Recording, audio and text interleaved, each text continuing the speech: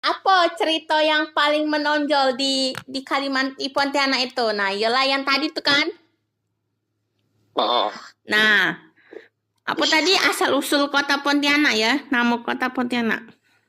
nah, asal usul nama kota Pontianak itu dulu kan Pontianak ini cuma tempat persinggahan aja, persinggahan untuk saudagar-saudagar yang nak ke Pulau Jawa dari Arab sana tuh, dari orang Arab tuh, nak ke Pulau Jawa, singgahnya ke Pulau Kalimantan ini.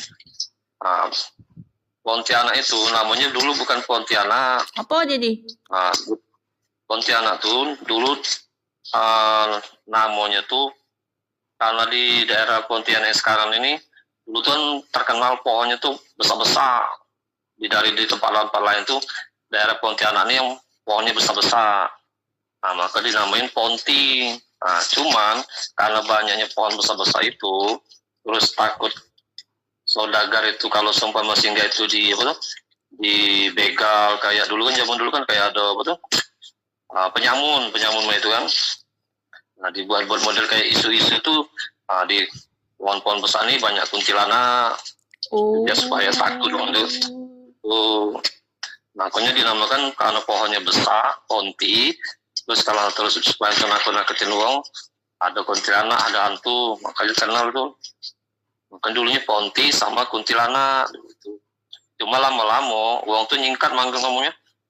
Jadi Pontianak itu karena kebiasaan kan, jadi kan ngambil singkat ya kan. Ponti sama makanya ada namanya Pontianak itu. Itu tempat persinggahan.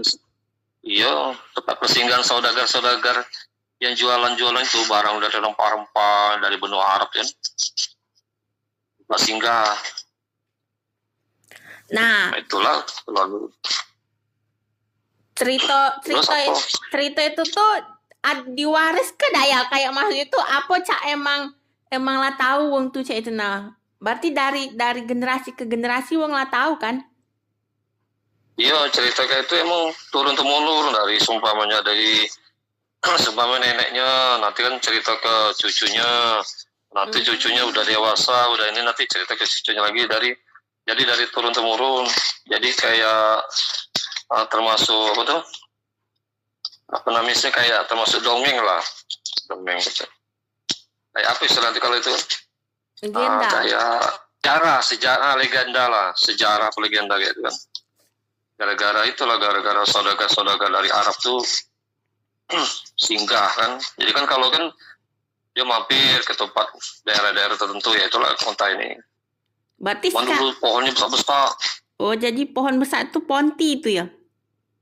Ponti kan pohon besar. Makanya Ponti sama dulu karena untuk nakutin uang itu kan, supaya kalau dia singgah di situ kan uang nggak ada. Zaman dulu kan kayak ada perompak gitu kan. Sering itu biar takut kan. Bukan terkenal kuntilanak, makanya kan dulu kan kalau Pontianak kan terkenal kuntilanak. Jadi Ponti sama kuntilanak, cuman lama-lama namanya tuh jadi kayak disingkat kan, Pontianak ujungnya kayak itu. Berarti yang jago cerita itu tuh masih ada siapa ya? Generasi dulu. Iya kan di sini kan ada di sini kan masih ada kerajaan Pontianak, dinasti Pontianak, Kesultanan Al-Qadri di sini. Berarti termasuk tokoh adat gak sih? Ya termasuk tokoh adat sama pemuka masyarakat di sini. Karena kan sifatnya masih kerajaan di sini. Oh iya. Rajanya pun masih ada, sultannya masih ada. Nah, menurut ayah ya, pesan moral yang terkandung dari cerita asal-usul Pontianak itu apa? Oh, ya pesan moral dari itu kan sebenarnya tuh Pontianak ini tempat persinggahan untuk saudagar-saudagar dari Arab sana. Jadi otomatis betul istilah itu apa namanya tuh ya? Yang tempat transit lah, kayak ada tempat transit itu. Apa bahasanya tuh? Tempat singgah. Hah? Tempat singgah. Tempat persinggahan gitu. Persinggahan. Cuman lama-lama jadi kota dagang di Pontianak. Sekarang kan Pontianak kan terkenal kota dagang dibanding daerah-daerah lain kan. Cuman adat istiadatnya masih kuat kalau di sini Pontianak ini. Berarti dengan adanya cerita itu,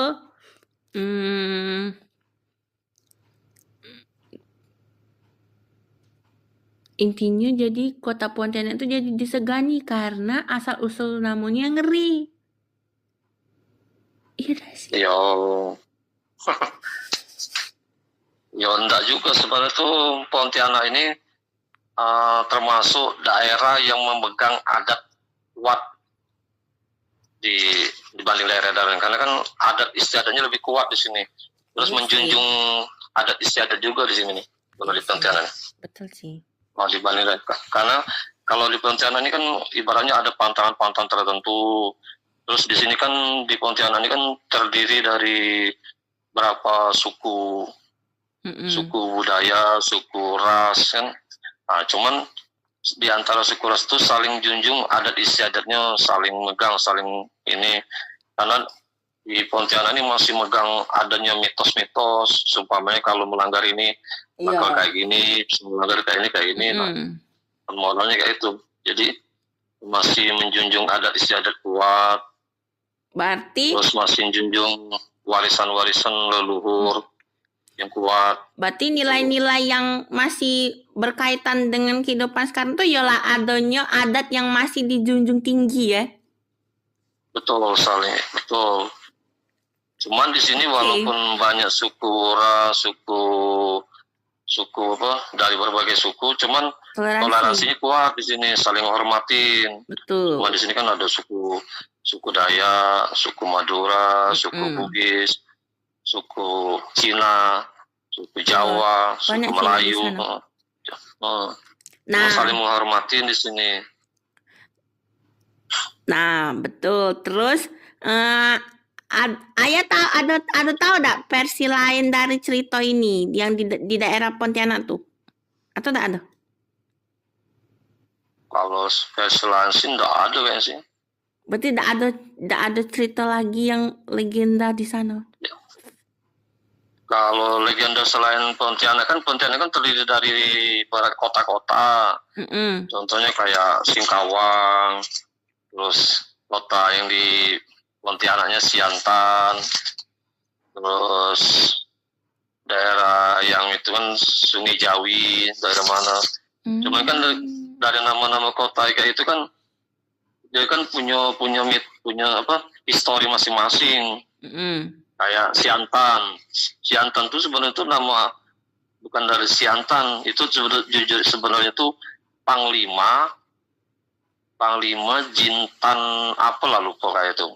Nah, cuman orang kan ngambil omongan tuh yang ringkas-ringkas. Harusnya kan Panglima Jintan apa, cuman ujung-ujung rumah cuman Siantan, nah itu disingkat-singkat kayak itu. Sama kayak tadi tuh Pontianak tuh. Pontianak sebenarnya kan Ponti sama Kuntilanak, nah itu cuman kan orang nyingkat-nyingkat ujungnya Pontianak gitu. Sama kayak Siantan gitu juga. Terus Singkawang gitu juga tuh.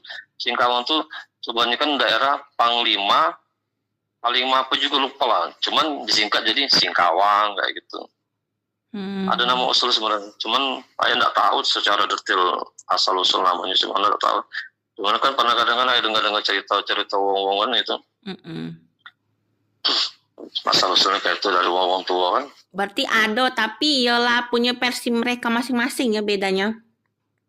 Iya, versinya masing-masing. Karena kan seumpama jadi versi suku Dayak, versinya kayak gini. Nanti dari versi suku Melayu kayak gini. Nanti dari versi Bugis kayak gini. Cuma kan di sini kan yang paling kuat kan di sini kan ya suku Dayak, suku Melayu, sama suku Bugis, sama Madura banyak juga sih. Iya Dayak. Kalau suku Jawa sama yang lain-lain kan hanya berapa persen baik. Cina banyak di sini, mayoritas hampir itu. Nah, Berarti cerita asal usul nama kota Pontianak itu ada kaitannya dengan pohon tadi ya? Iya, Pontianak itu identik itulah dengan pohon-pohon besar itu. Iya betul, berarti. Dulunya tuh Pontianak identik dengan pohon-pohon besar dulunya. Dulu, Itu Pontianak tapi tuh. sekarang masih dak? Masih ya? Masih. Daerah-daerah kayak daerah yang kayak apa yang tempat kita tuh daerah Rasau Jaya, daerah nanti Punggur, nanti daerah Wajo pun banyak, masih hutan-hutan banyak tuh. Daerah apa tuh Tayan, daerah Singkawang kan kita ke Singkawang tuh banyak hutan banyak besar-besar. Banyak itu. Terkenal dulu pohonnya. Dulu daerah dari Kalimantan yang paling besar pohonnya itu di Pontianak ini. Besar pohonnya dulu tuh. Nah, cerita asal usul kota Pontianak itu apa ya? Ngalami perubahan enggak karena perkembangan zaman itu? Kayak sekarang itu sampai sekarang ceritanya itu berubah enggak apa tetap sama kayak itulah? Nah itulah yang saya bilang tadi, di sini kan masih junjung adat istiadat yang kuat, jadi otomatis tak ada pergeseran, tetap ceritanya kayak gitu, karena di sini mau hormatin, tidak mau selalu ceritain dulu nanti di karang-karang kayak gini, tidak mau, karena di sini nih kayak ada sumpah kita merubah istiadat itu kayak ada rasa apa pamali, apa sumpahnya takut jadi apa? Jadi kualat, nah, kayak itu kan. Nggak mau, di sini junjung adat istiadatnya kuat di sini. Nah, cerita ini tuh pernah enggak di apa ya, dicerita ke di media sosial itu atau media digital kayak misalnya pemerintah Pontianak tuh ada itu nah cerita ke asal usul itu itu. Oh, ayah dapat ceritakannya dari radio, pas saya pernah dengar cerita di radio kan pada kan tiap pagi kan nyetel radio, nah kadang cerita mistos kayak itu kan. Nah itulah pas ada narasumber kan, pas masalah sejarawan kan. Berarti dari radio Pontianak itu ya? Bukan, ada model kayak di sini kan kayak model ada bagian cagar budaya tuh. Nah, cagar budaya kan. Nah pernah di radio kan salah satu cerita kan kadang daerah Pontianak. Sumpah Pontianak kan di sini kan ada Pelabuhan Senghi. Nah, Pelabuhan Senghi kan dulu kan ya itu tadi bilang tuh, itu kan dari Panglima Senghi. Terus dia punya pangkalan di situ, tempat yang singgah. Ada dagang saudagar dari Arab, nanti nyimpan barang-barang di situ. Nah, Panglima Senghi itu yang selalu yang ngasih tempat sekaligus untuk kayak namanya tuh penjamin lah kan, supaya daerah situ kan maju perdagangannya kan. Nah, sekarang kan bergeser lama-lama jadi pelabuhan gitu. Dulunya kan tempat persinggahan untuk saudagar dari Arab untuk berdagang. Jadi kalau tadi sumpahnya ada sejarahnya dirubah-rubah, sini enggak ada yang berani karena sudah dari dulu kayak itu ya kayak gitu. Cuman kan kadang versinya beda, semua versi dari suku Melayu, suku Dayak, suku Bugis, cuman intinya sama gitu. Ya betul. Nah, jadi tidak ada yang berubah-berubahnya. Berarti tetap ceritanya itulah ya. Tapi ya ada dari pemerintah lah cagar budaya tadi ya. Iya. Jadi karena pernah dengar ya di radio kan, nah, cerita kayak itu. Karena aku pernah cerita yang masalah tadi, ya itu bilang asal usul nama Pontianak, terus nanti Pelabuhan Senghi itu, terus Pasar Siantan tuh pernah ya dengar ceritanya kayak itu. Itu, nggak lupa Panglima apa yang di Siantan tuh. Iya, tidak pernah baca itu kalau nggak salah. Cuman jadi karena orang tua akhirnya ngomongnya cepat sampai singkat-singkatnya jadi ya gitu. Nah, terus tuh anak muda di daerah Pontianak tuh cak mana ya apa nyikapi adanya cerita rakyat asal usul nama kota Pontianak itu? Kayak mereka tuh kalau dulu mereka tuh masih tertarik enggak cak itu nah denger cerita tuh atau kayak sudahlah biarlah namanya cerita cak itu atau Mereka tuh Cak pengen tahu Cak itu. Ya sebagian sih ada yang pengen tahu, ya tertentu ya namanya perkembangan zaman era teknologi ini kan sebagian ada yang tertarik, ya sebagian juga ada yang tidak tertarik. Cuma perbandingannya banyak yang tidak tertarik lah. Berarti Kecuali kalau seumpamanya dia ada berhubungan ke itu baru dia mau pelajari gini-gini. Kalau semua itu enggak lah. Dede itu berarti. Ya enggak, maksudnya dia yang kayak seumpamanya dia kan Iya, seumpamanya berarti. ngadakan apa tuh? Iya, berarti kayak maksudnya ada hal tertentu jadi dia minat. Iya bukan, seumpamanya dia ini kayak dia kan ikut apa tuh? Seumpamanya kayak paguyuban, kayak apa kan jadi dia tahu dia kan gitu. Jadi banyak ini. Terus seumpamanya dia apa tuh? Kalau di sana kan dek apa tuh tiap setahun sekali seumpamanya kita kan kalau di Jawa kan terkenal malam satu suro kan. Suro. Nah, kalau di sini itu kayak model itu apa tuh robok-robok. Apa dia Jadi itu? malam itu robok-robok tuh kayak di Jawa kalau itu tuh hari naas. Jadi robot jatuhnya tiap hari Rabu pas terakhir bulan Muharram kalau salah. Oh, Hari Rabu. robo. Nah, robo-robo. Nah, di hari robo-robo itu kalau di adat Bugis segala macam Melayu pun juga mau hormatin, kayak Dayak pun mau hormatin. Cuman yang identik sih Bugis. Itu satu hari itu tidak boleh kerja karena dipercaya mereka tuh kalau sumpamanya hari itu dia kerja ada luka ada apa itu susah sembuh. Nah itu mitosnya tuh, makanya sedikit banyak yang dibilang tadi anak-anak mudanya sedikit banyak kan ada yang percaya ada yang enggak. Cuman kan kalau orang tuanya adanya kental sih enggak percaya gitu. Nah, berarti kurang lebih kayak itu. Inilah ya 50-50 yang tertarik dengan yang lupa ke cerita itu. Iya. Nah, menurut Ayah, ngapo bisa kayak itu? Ngapo ada yang tertarik, ada yang tidak? Itulah karena perkembangan zaman. Sekarang kan ya namanya era digitalisasi kan banyak kalau pengaruh HP. Betul. Pengaruh di sini kan juga, ya. Pengaruh apa namanya itu? Budaya luar. Kadang budaya luar. Iya betul. Di sini kan kalau terkenal kan kalau Pontianak kan kafe-kafe, ngopi-ngopi, warung kopi kan di ngobrol itu. Tapi yang paling besar sih HP lah yang buatnya. Jadi kan sama pergaulan yang kurang bagus kan. Betul. Itu yang jadinya tidak tertarik. Tapi kalau sebagian yang terpelajar sih dia ada yang pengen tahu, sekedar pengen tahu, ada juga yang betul setelah dia kerja di situ kan kayak di umpamanya kayak daerah Tugu Katulistiwa kan, terus nanti di daerah museum, terus daerah itu kan dia harus punya dasar-dasar ilmu pengetahuan kayak itu kan. Nah terus kayak di sini kan kayak model apa tuh ada apa namanya itu kayak lomba pemilihan apa abang none Jakarta. Kalau di Jakarta kan, kalau di sini ini apa tuh apa ya? Nah itu nah di situ setiap yang ikut peserta itu deh harus tahu sejarah-sejarah yang Ayo omongin tadi tuh.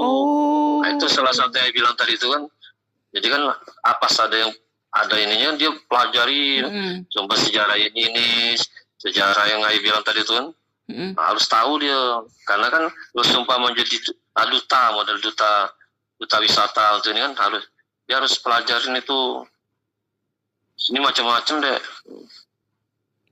Sini kan ada apa namanya kayak kemarin saya dengar di radio kan ada Tugu Pancasila kan sini kan.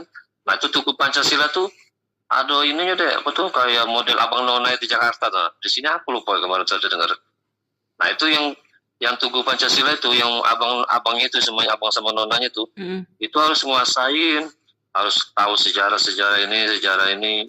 Jadi kan kalau seumpamanya itu kan dia bisa untuk jelaskan seumpamanya orang wisatawan mancanegara atau wisatawan domestik kan harus tahu kayak itu.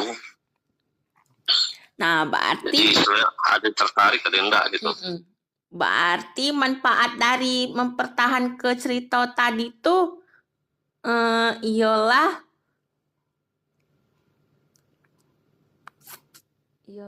jadi Ya manfaat dari manfaat cerita itu ya biar untuk tahu saat ini sih generasi muda.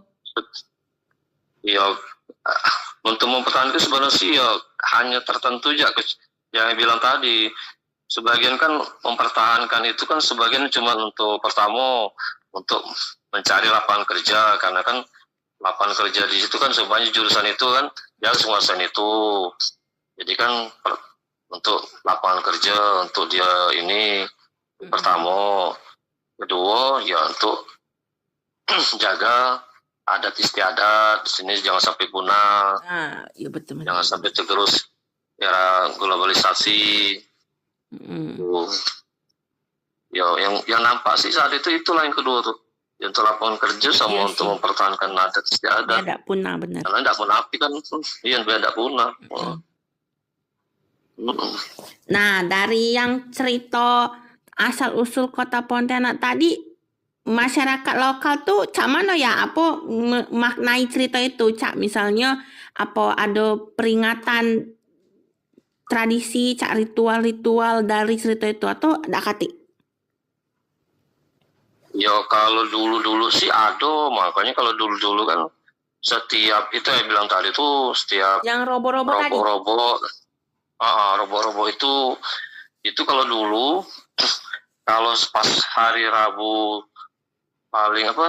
hari Rabu terakhir di bulan Muharram kalau salah itu mereka kalau dulu-dulu tuh nggak mau kerja loh, libur satu hari itu, sama kayak semua di Bali tuh hari nyepi. Nyepi. Nah itu kan satu hari libur. Nah di sini pun gitu, cuman kadang ya namanya tadi bilang tadi ya tergerus era globalisasi kan, kalau semuanya udah kerja nggak ada pemasukan kan segala macam kan. Betul. Terus karena pergaulan kan campur. Jadi ya ada yang masih mempertahankan, ada yang enggak itu. Karena kan ya di satu sisi kan ya memang sih percaya enggak baca kan mitos, cuman kan ada juga kan yang tergerus sama ya kayak agama Islam kan kadangnya hal-hal itu melarang kan, percaya kayak gitu. Cuman namanya adat di situ kan tetap dijunjung kalau di sini masih kuat. Makanya sekarang menghormatin robo-robo terus pagi-pagi sebelum kita aktivitas nak kerja apa itu nanti kayak di surau-surau, kayak di masjid, kayak di apa tuh diajarkan doa bersama, doa tolak bala, doa apa sebelum kita untuk aktivitas pagi itu kan, sebanyak nak berangkat kerja apa tuh kan. Jadi habis sholat subuh kumpul masyarakat di surau, di masjid, di mana lah kan, nanti doa bersama. Sampai sekarang itu ya? Sampai sekarang. Pokoknya tiap robo-robo tuh sebelum itu udah itu. Nah terus di sini untuk khusus Pontianak itu dirayakan deh di sini deh sampai itu kalau salah 15 hari sebelum robo-robo tuh itu sudah dibuat panggung, dibuat apa, semuanya kayak model wisata juga. Nanti daerah-daerah yang itu tuh nanti ada orang berjualan, ada orang ini itu. Nanti pas hari hanya baru itu kayak buang ada upacara adat kayak macam tuh. Nanti buang sial ke sungai kan, sambil berdoa sembilan apa. Nah itu pas hari hanya tuh. Tapi sebelum hari H tuh daerah-daerah tuh udah ramai, kayak model panggung, kayak hiburan. Kadang ada yang baca Quran, apa segala macam lah. Tapi ada yang jualan kan. Nah kalau hari hanya itu di mana biasanya ya? Hari hanya itu ya itulah yang daerah-daerah tertentu yang kuat masih ininya kan. Sebenarnya tuh tempat-tempat itu sih di mana sih bisa, cuma tergantung kayak pemuka agamanya sama kepala daerahnya yang selalu mengizinkan lah kan. Umpamanya di sini semua daerah mana kan mengizinkan kepala daerahnya, diadakan di sini ya.